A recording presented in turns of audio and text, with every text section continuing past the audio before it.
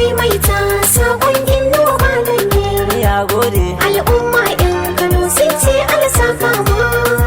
Roƙon da suka yi Ilahu ya karɓi ibadarka sun gode. Good day and welcome to this special program. Today we are honored to welcome Malam Inuwa Waya, a former Kano State gubernatorial candidate under APC and elder statesman. Malam Inuwa Waya is a politician and a philanthropist who has been given a contribution in terms of helping the needy, in terms of education and all that. Welcome to this special program. Thank you very much. It's a pleasure to have me around. So Malam Inuwa Waya will spend 1 hour with us talking about his experience and leadership and how to make Nigeria move forward. Malam Inuwa Waya, you have contested for the Kano State governorship election 2023 under APC. What was the circumstances surrounding the primary election? Thank you very much, viewers and everybody. Good evening. The primaries took place in a very calm atmosphere, under conducive atmosphere. It was done legal and legitimate. Everything about it was fine. Many people ask me the circumstances that led to my withdrawal at the 11th hour, particularly when they realized that my campaign was effective, it was well received, we garnered their popularity, we did everything possible to bring people on board and to sell the idea of the party, the All Progressive Congress. So everybody was surprised that I withdrew at the 11th hour and did not participate in the primaries. Actually, what happened was that we had a caucus meeting with the then governor of Kano State, who is now the chairman of All Progressive Congress, APC, Dr. Abdullahi Umar Ganduje, the current chairman of Kano State APC, Abdullahi Abbas, and elder statesman Ali Kokoki, and a host of others. And they asked me, in the spirit of oneness, in the spirit of togetherness, if I will agree to concede, to withdraw for Dr. Nasir Gawuna, who was then the deputy governor of Kano State, because they believe that as someone who was in the system, it would be more better if he was given the chance to continue. And if I allow it to go, me as the most popular candidate, then the party will be able to go into full-blown primary elections without any rancor. So I decided that that is fine for me, in the spirit of the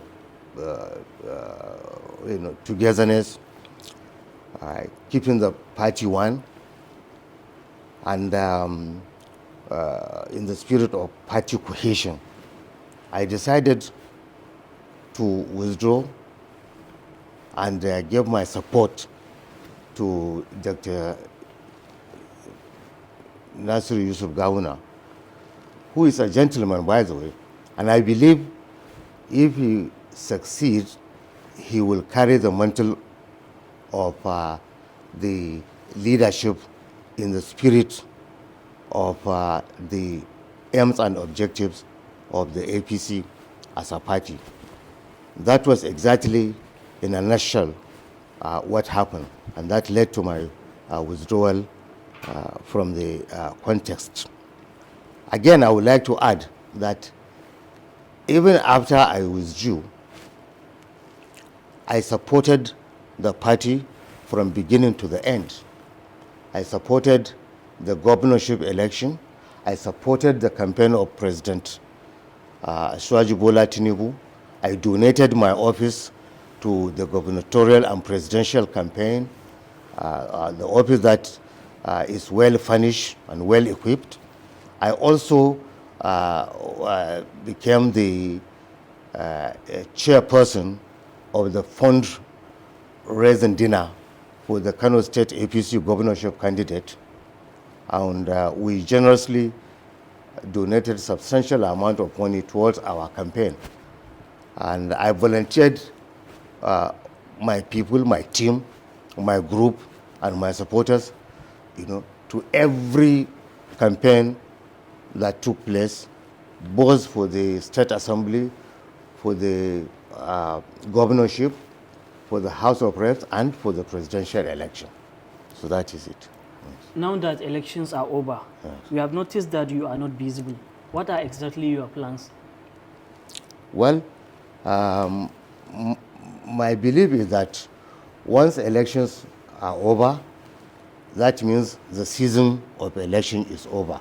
Now it is time for governance, and you have to allow those that are elected, especially from your own party, to fulfill the promises, the election promises that were made to the people. And what we are doing now is to support the government to reach their laudable objectives. And I'm still a member of the party, APC. It's not easy for me to defect to another party. I believe in principles and ideology, and unless there are compelling circumstances, I see no reason why I should move to another party. I'm not ruling out, but I am saying that unless if there is something, that happen. But for now, I am okay and I'm happy. I'm a loyal party member, and I contribute my own little quota in whatever way possible. So we have noticed that during your campaign, you Yes. prioritize our education and with a focus on eradicating youth and thuggery. In your own view, what are the ways to improve the quality of education and provide good job opportunities for our teeming youth? Well, I'm concerned with the youth, particularly because we always say the youth are the leaders of tomorrow. And if the youth are the leaders of tomorrow, you have to prepare them from today. You have to create an enabling environment, an enabling atmosphere where the youth will be brought up, trained and educated for the good of not only themselves, not only to their families, but to the entire society. And that was why in my own campaign, I took it as a serious business to make sure that education was brought in focus, to make sure that political violence, political thuggery, especially by our youth, has been our focal point.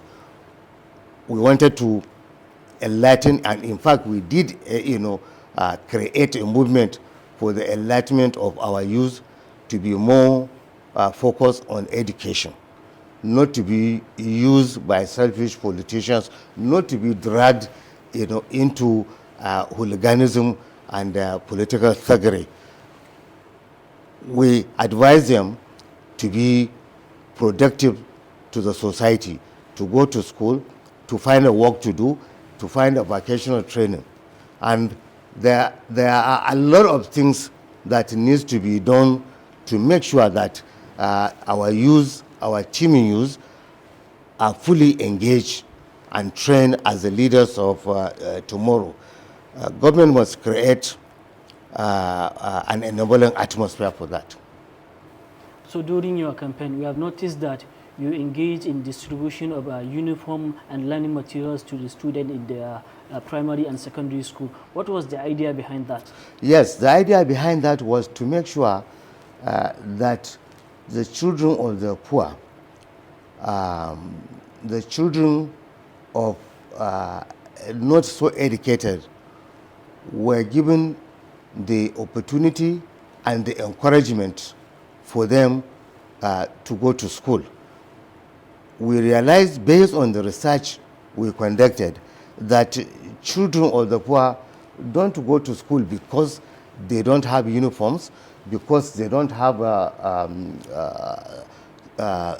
school materials, stationaries, books, textbooks, and so on and so forth. So that was why we took it upon ourselves to sew uniforms, both for girls and for boys, and also to buy stationaries, pencils, rulers, sharpeners, pens, exercise books, textbooks, and other writing materials, and to distribute to different category of schools, from the primary schools to secondary schools, from Islamia to even the Western educational, and also to vocational training schools. But don't you think that that is the responsibility of government? Leaders are elected to do so? Yes, I agree with you that education is not only the responsibility of a government, but it is the right of every child, boy or girl, to be educated by the government. That is an inalienable right. But we have to come out to support the government. We have to come out to make sure that our children are well educated. We have to complement the efforts of government. Government is doing its own, but good spirited individuals like us must also do. Government need to do more. That is obvious. And I'm not particularly pinpointing a particular government, but in general, government must do more to improve the quality and quantity of education. Especially in Kano State, we have almost, from the statistics, 1.9 million children out of school, and that is a cause for concern. There's a lot of drug consumption. The statistics that were given by the NDLA Kano branch, it shows that a quite number of youths are engaged in illicit drug consumption and peddling. So government must do a lot, not only to create classrooms, renovate classrooms, but also to improve the quality of teaching by training teachers, by recruiting teachers that are qualified, by also getting them involved in refresher training. So let's look at the current hardship we are facing. Many young Nigerians are seeking for better opportunities abroad. How do you think can Nigerian government improve the providing job opportunities and the private sector so that our youth will not go outside the country looking for better opportunities? Well, this is a very interesting question that you have asked regarding to our youth always seeking for greener pastures outside the shores of Nigeria. It is a very serious issue, and we must collectively sit to address the matter. First of all, I will tell you that our youth suffer a lot in the process of getting out. Some of them are smuggled as contraband in buses, in motorcycles, in sacks and bags, and then they now get to be conveyed and transported by sea in a storage under deplorable and inhuman condition. That is not fit for a human being. Some of them perish in the sea on transit. Those that manage to arrive sometimes arrive at the wrong destination and disappeared for life. And those who manage to arrive in the country of their choice arrive there and meet a very challenging, and then they began to be involved in other vices. In an attempt to make it, they meet wrong people, they meet criminals in those societies. Why will they work with criminals? Because they are illegal immigrants. They have no status that is recognized by law. So they become involved in criminal activities. They did not realize that those countries that they are going also have their own challenges. They have youth unemployment, they have youth criminality, their prisons are filled up with a number of youth. The United Kingdom, for instance, today is even looking for other countries to negotiate a prisoner transfer in Europe. They are talking of Estonia, and they are talking of some other East European country, whether they can take, youth prisoners to complete their sentences. Today in the UK, light offenses, light crimes, or misdemeanor, as we call them in law, are not even punishable by imprisonment. They ask you to,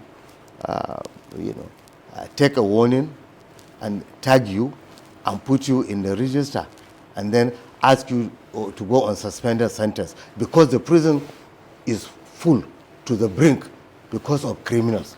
The same thing in the United States of America. President Trump is arranging with El Salvador, a Latin American country, to transfer prisoners to that country. There is a big problem, explosion in terms of economy in those countries. They have, as I said, a high rate of unemployment. The world economy, as a result of crisis. There is a crisis in Europe. There is war between Ukraine and Russia that is adversely affecting the economy of Europe in its entirety. In the Middle East, in Asia, there is a lot of conflict. There is conflict, in Sudan. There is conflict in Yemen. There is conflict in Syria. There is conflict in Iraq. Everywhere there is war between Israel, Lebanon, and Palestine. So where will our youth now go to get a greener posture? We have to begin to understand the reality. All those areas that they are going, they have their own problems. And our youth going there are only adding to the problems. I can tell you, you take the statistics. If you take the number of the youth, black youth, that are in prisons in America, in Britain, in Bangkok, in China, in Hong Kong, and indeed in every country where our youth are going, you will see that the 70% of the total number of black people in prison are Nigerians. And that is a big problem for us. It's a major source of concern. There is attrition. It is no longer fashionable for our youth to go out of the shores of Nigeria to look for greener pasture because it is not there. They ended up in crime, robbery, fraud, computer fraud, word fraud, identity fraud, aggravated identity theft, and ended up in prisons. We have to be serious about that. It is no longer rosy out there. We must arrange, we must look inward and make sure that the youth are sufficiently engaged in the country to be able to be productive and contribute their own quota for the economic growth and development of this country.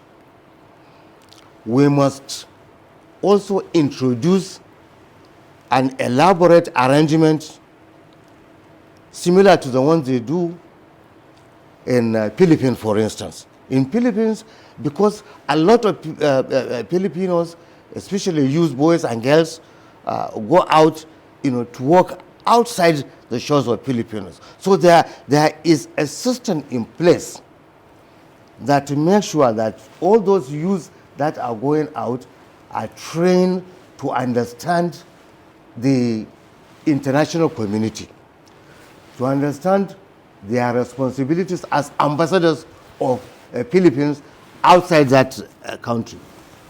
They also were informed of what to expect and how to manage themselves if at all they are successful in going out.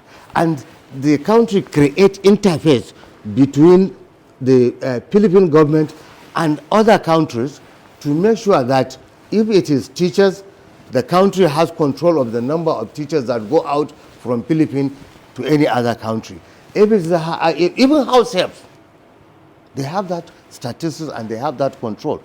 There is a robust system in place. That is the kind of system that I want us to start looking at.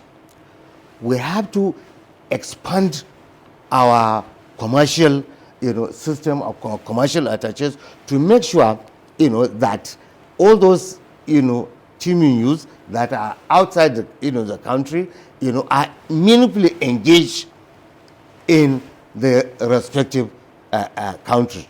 I know for sure Nigeria is doing well to address the problems of our people outside the country.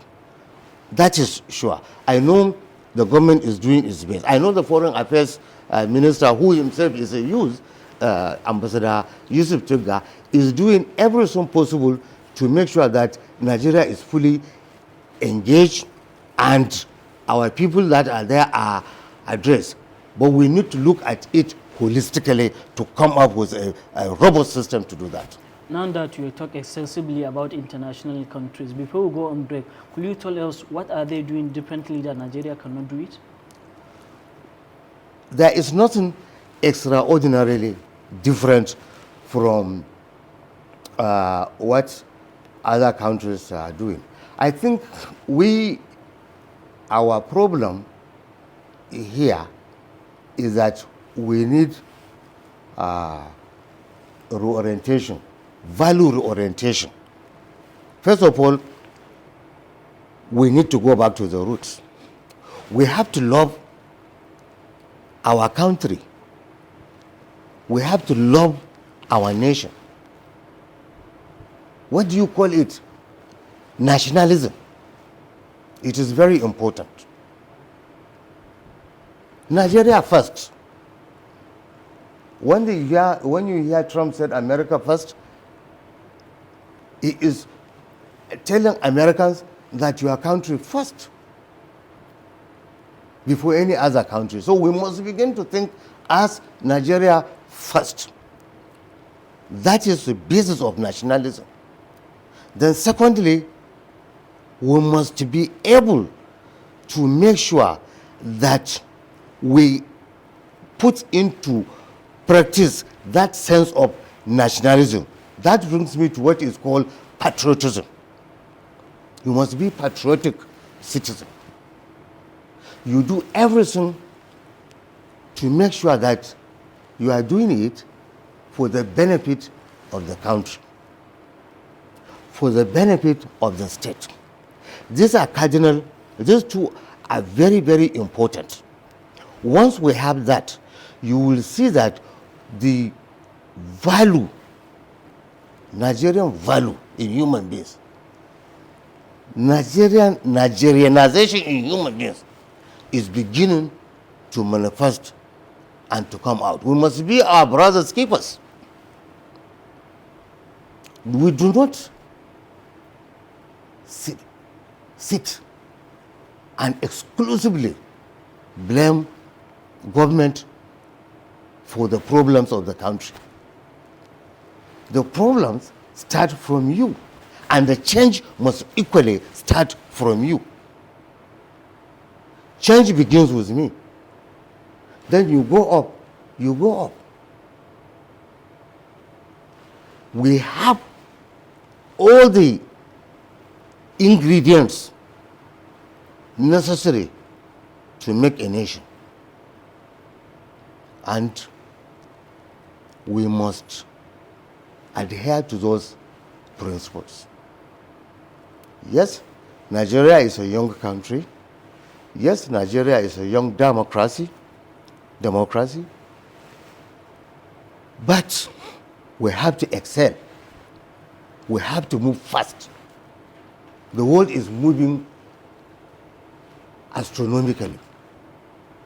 Things are changing. We are living in times of artificial intelligence. Robots are now replacing human beings.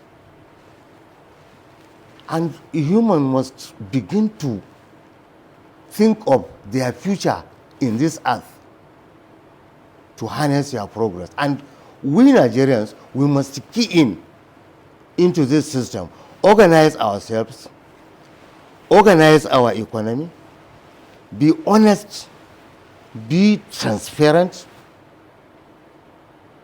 love one another, obey law and order, because it's very important. Any society that does not respect law and order is a perished society. Any society that cannot enforce and observe the enforcement of law and order is in a big problem. So we must address these issues to move forward. But I have hope and confidence in Nigeria. So you are watching this special program coming to you with Malam Inuwa Waya, a distinguished elder statesman and former Kano State governorship candidate on the platform of APC. Stay tuned as we are going on break. Almaimaita sabon Inuwa Malam ne. Ya gode. Al'umma 'yan Kano sun ce Allah saka ma. Roƙon da suka yi Ilahu ya karɓi ibadarka sun gode. You welcome back. And you are watching this special program with Malam Inuwa Waya, former Kano State gubernatorial candidate and elder statesman in APC. Malam Inuwa Waya, how will you assess the current situation in Nigeria in terms of economic stability and youth development? Sometimes when you speak on economy, people tend to misunderstand you. But we have to talk in such a way that we communicate a clear message. Nigeria is a federated unit. The definition of federation is that group of nation states coming together to agree to stay as a federated unit with powers, duties, and responsibilities associated with each organ of government. And therefore, in Nigeria, we have the federal government, we have the state governments, and we have the local governments. And if you want to talk about economic policy, economic development, it is necessary that you talk about all of them. all of them. People do make the mistake to look at federal government alone. But that is a wrong approach. You have to look at the grassroots, the local governments, more especially the state governments. Today, the local governments are given the opportunity to take their own share out of the federal allocated revenue. Under the revenue allocation sharing formula, local government has its own. And for the first time, which is commendable, in order to bring government closer to the people, the local government administration were asked to take their revenue directly. But having said that, the local government must introduce a system of auditing. The local government must introduce an international accounting standard that will provide adequate and required checks and balances between the chairman of local government, sitting as executive with the directors of personnel, treasurer, and the rest, and secretary, and the rest of them, and the councillors sitting as a legislative body. They must be able to account for proper disbursement of funds. They must understand that they are not giving these funds to pursue their personal, economic, or political interests. The local governments were required to work for the people. They are the first channel of development, and they must take a huge responsibility in ensuring that charity begins at home. They are the ones that are familiar with the members of the local community. They are the ones that are familiar with the youth in their area. They are the ones that are familiar with all the things that are required to be harnessed to bring further economic development. How will you rate the primary local government elections conducted in some states, including Kano? This issue of local government elections, I'm sure you are referring to its credibility. Yes. And it has been a subject that has been debated even in the Senate of the National Assembly. They debated it. There was concern regarding the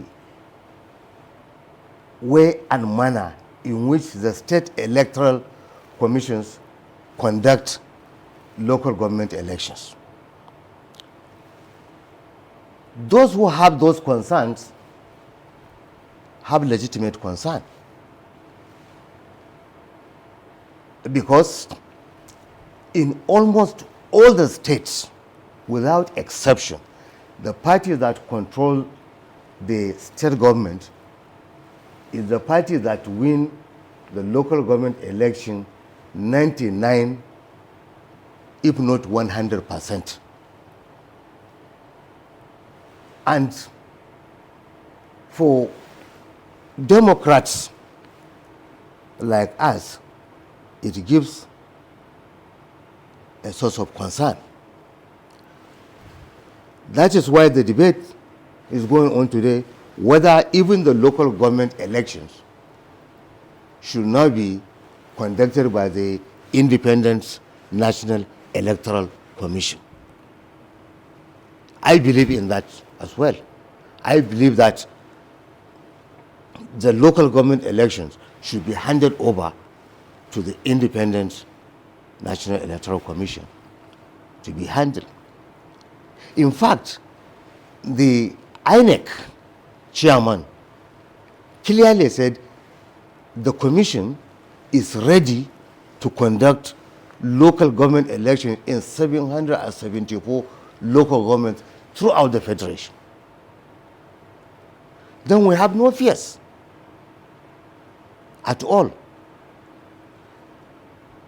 If you allow democracy to be distorted at the local level, that is a big problem. It's sending the wrong signal. Every election must be conducted free and fair. Every election must be credible. Every election must count one vote, one man or one woman. There must be that hope and confidence. It is only when you have that you have credible people going into the elections. But when you conduct a charade and call it an election and bring people who are not qualified, people who are ill-qualified, and this problem, mark you, has not started today with this government. No, it has been there since the inception of the civilian rule. It has been the norm rather than the exception. People who are not supposed to be in government find themselves in the local government as chairmen. I have heard stories of houseboys being chairmen of local government. I have heard stories of errand boys being chairmen of local governments. That is very bad for the system. The fact that the Constitution says, oh, just basic primary or secondary school certificate does not mean that every Tom and Dick and Harry that does not even have that primary or secondary certificate will find his way into the local government position.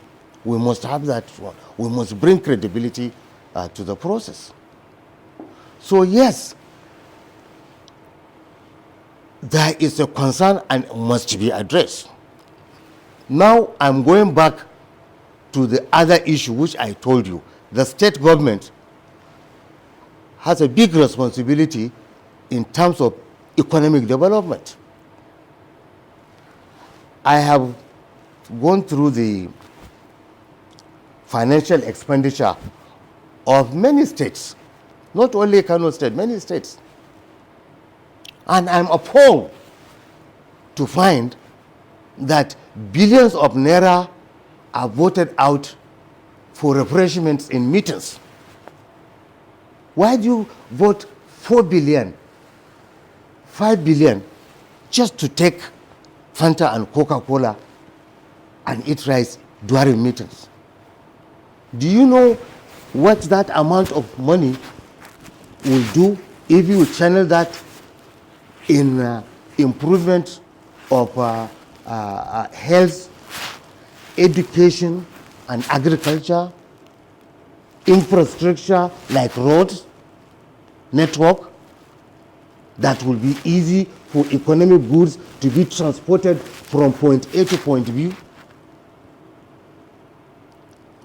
Why do state governments vote out substantial amount of money in a very elementary and rudimentary empowerment of giving people 10,000, 20,000? What will they do with that in today's world? Why should you give me 10,000 and 20,000 as empowerment if I cannot do anything with this? I would rather prefer that you give me a good hospital that I can go and consult a doctor, get prescription and get a medicine and treat my ailment. I will be more interested if you get in very good school, refurbish the school, provide chairs, provide teachers, give the necessary training so that my child will go. I will be more interested if I have a good network of roads that are there. So the state government have a big responsibility. They have to look at that empowerment issue which they are doing. They should focus more on improving the economy, on improving the public service, improving the civil service, transforming it modern, introduce international accounting standard to make sure that you have the required checks and balances. Introduce reforms in the administration, agricultural mechanization, land reforms, so that government will get the necessary indices by which revenue can come into your government. Government should be able to know each and every house and should be able to know who owns that house for planning purposes, for security purposes, and for economic development. I will tell you one thing. I am impressed with some youth, the way they do their job. Not long ago, I was with the Commissioner of Land and Physical Planning in Kano. I just passed the ministry and saw a very beautiful edifice taking place with a nice serene. And I asked what is going on. And they told me that the commissioner, by name Abdul Jabbar Umar, is transforming the Ministry of Land and Physical Planning. And I decided upon myself to visit the ministry, to see him, to give him encouragement. He is not my age. He is not in my political party. He is. He has no business with me. I have no business with him. But I want to encourage him as an elder statesman in Kano. I want to encourage him. I went to see him in the office, and he took me around with the changes he is making. I'm impressed. Employing consultants, to work, employing consultants to take statistics and data, improving revenue, streamlining the land registry. This is excellent. And he's a young boy. I use an example of a youth. I hope every other commissioner in Kano State will emulate him in transforming his ministry. So the state government must also look at the revenue profile of the state. What are the internally generated revenue? How do we increase and enhance revenue collection? How do we modernize revenue collection? Let us make sure that the revenue that is collected goes directly for the benefit of the people. People like paying tax. Their only worry is that the tax they pay is not being utilized. But once they see visible work on the ground, they will be satisfied. Taxation system is very important anywhere in the world. And I always say it, the mistake the late Abubakar Rimi administration made in 1979 was to cancel taxes in Kano. And that has made people become lazy. That has made the system to become decadent, and that has distorted a process of accountability and transparency in government. Because if taxes are collected, people have every legitimate right to ask, how is that taxes being utilized? Unfortunately, these taxes are not collected. What you do is to reform the taxation system, to make it dynamic, to make it progressive, to make it in tune with the economic realities of the moment, so that, you know, as you take the tax, people also get the benefit. As you take the input, you must also give the output. That is the way it should be. And the state government must look into the revenue generation system, internally generated revenue, accountability in that process, transparency in that process, because that is another indices where economy will grow. The state governments must make sure they invest a lot in infrastructure. Water is very essential to development. How do you bring water, potable drinking water, to the people? How do you make sure, because once you have water, you reduce a number of illnesses, contagious diseases, infectious diseases. These diseases are always taken away by water. We must make sure that our dams are working.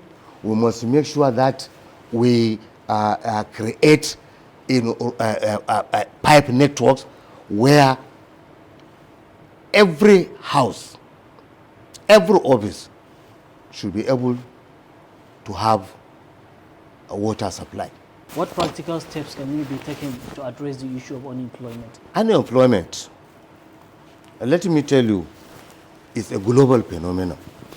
Remember what I discussed with you, the problems even in the international community. Because you bring graduates,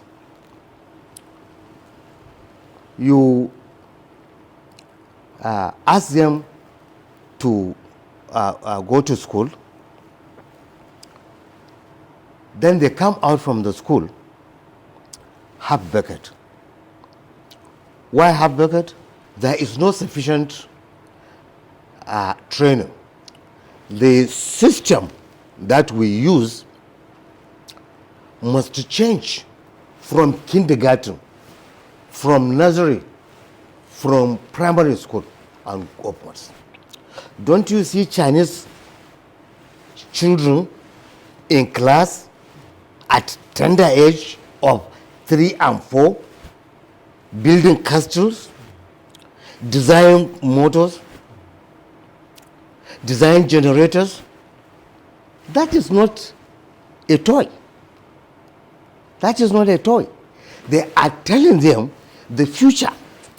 This is what you will be able to do. When you grow up, you don't have to necessarily be in classroom, in the office sitting. You will be in the field as an engineer, as a technician, as a joinery, as a specialist in robotics.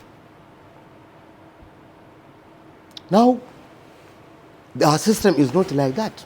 We have to begin to transform the educational system to right from the word go to include vocational training. When I was in Form 1 at Rumfo College, Kano, we had metal work, where we prepare metal things, and we make things like a spoon and the rest of them. Spoon. We had woodwork. For carpentry, we had technical drawing for people who want to come and become architects in the future. we had an excellent laboratory in biology, in physics, in chemistry. We must bring back those glory days. That is the only way you begin to address future unemployment from the word go. Because you are teaching them to be educated and to also be self-employed. Education belongs to the local and the state governments. You must be given the opportunity to do that. Then you build it up to the secondary school, where you teach them advanced technical skills in line with the emerging science and technology. For them to understand that, yes, when we grow up, we are living today in a computer age. Everything is being done by machines. So it is these machines that you must expose them to. We have to invest substantial amount of money in child education. Everything must be done to make sure that we reduce this educational tourism. I'm not happy to see Nigerians going to Uganda to study, to see Nigerians going to war-ravaged Sudan to study, to see Nigerians going to far countries like Cuba. We have all what it takes here to transform our educational system for better. What we need is the spirit, the encouragement to do that. And it is a collective responsibility for everybody, from top, bottom. So now let's look at the youth participation in governance. Many youth feel disconnected from politics. What could be the factor and how to address the issue? Yes, you have this problem. Unfortunately, 60 to 65% of the youth in politics are employed as thugs, urchins, who will come and shout, who will come and cheer you up, who are deprived from going to school, who are deprived from going to work. That trend too must change. We must bring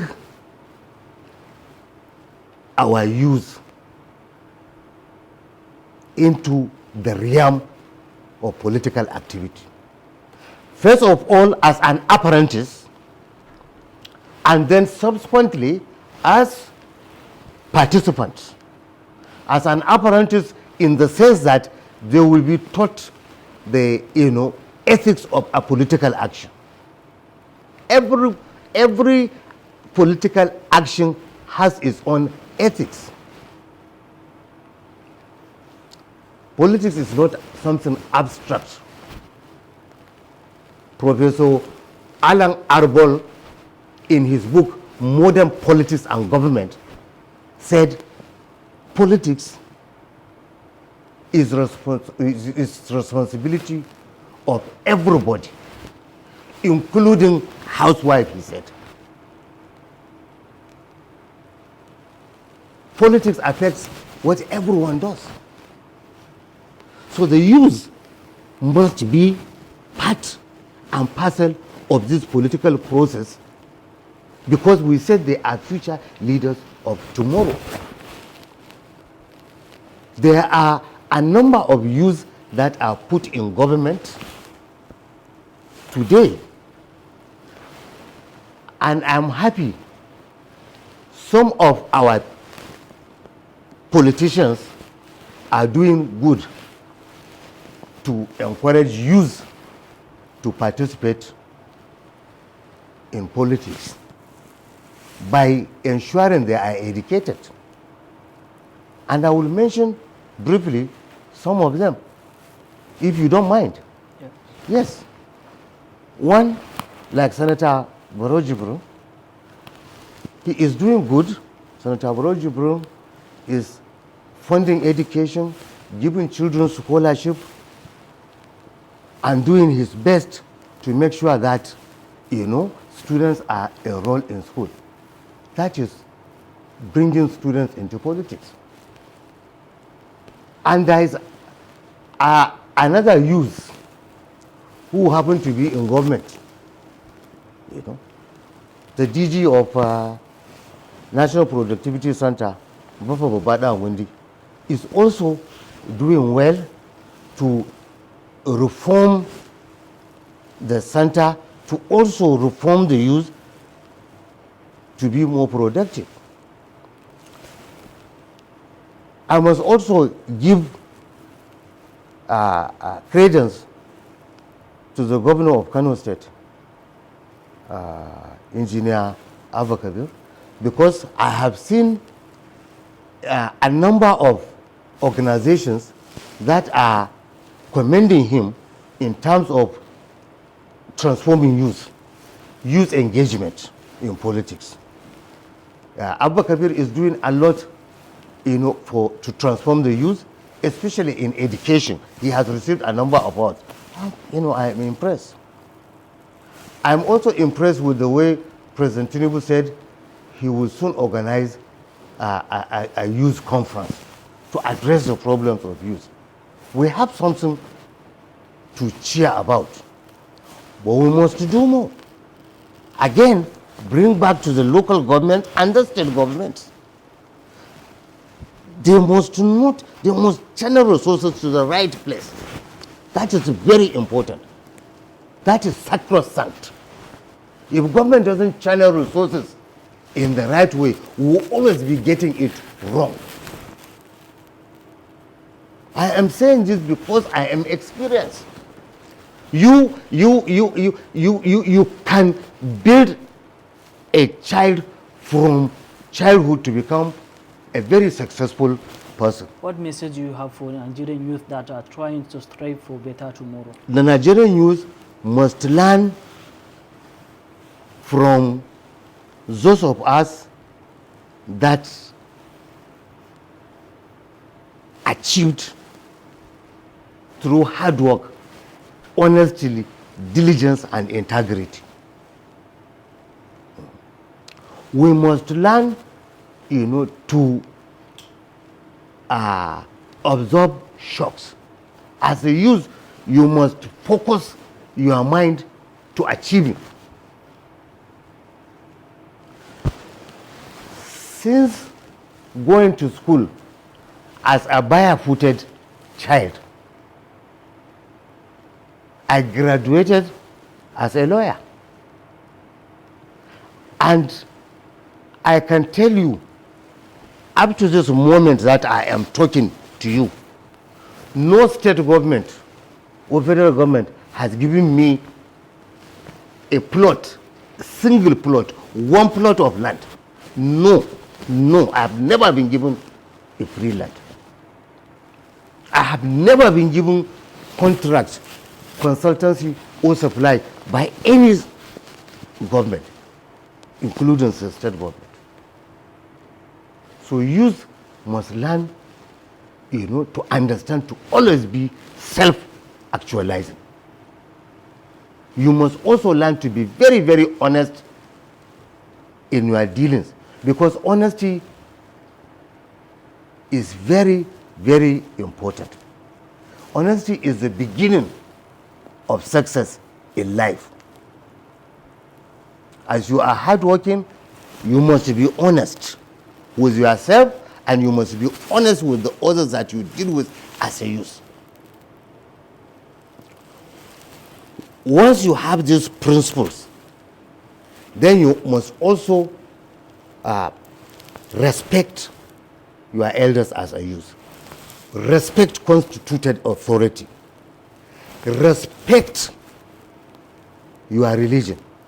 and pray to your Creator to achieve success in life. Now, what's your last message as we are approaching the end of the program? My last message is for Nigerians, especially, if I say Nigerians, especially the people of Kano State. I'm from Kano. I always say it, no matter what, I grew up in Kano. I was born here. Not only me, my parents were born in Kano. My grandparents were born in Kano. So Kano is my heart. Wherever I go, I come back to Kano. Whatever I achieve, I must come back to Kano. So I want us as Kano State indigents to please be patient with whichever government we have in power. Let us work hard. Let us stop destroying ourselves and destroying what others have achieved. During the End Bad Governance protests in Kano, many shops, innocent shops and offices were vandalized, vulcanized, destroyed, properties were stolen. And I read one article written by Rino Omokri, and he said, you Kano people, assuming Aliko Dangote invested his refinery in Kano, is that how you are going to go and burn it down? We must begin to address this culture of thuggery, rampage.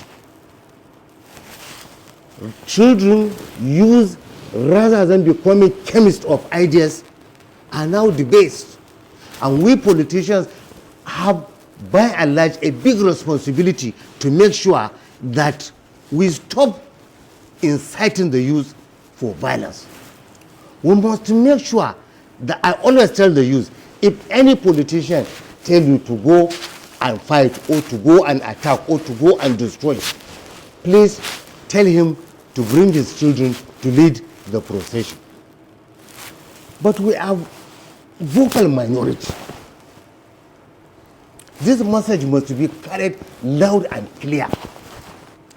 Governments must create special unit in the Ministry of Information. They must have a special unit of youth mobilization and enlightenment. What will you achieve by destroying traffic light? What will you achieve by ransacking government office and destroying? Because the government will replace them. But that money that will have been used for other things is now being channeled again for the replacement. For you, it's a penny wise, pound foolish.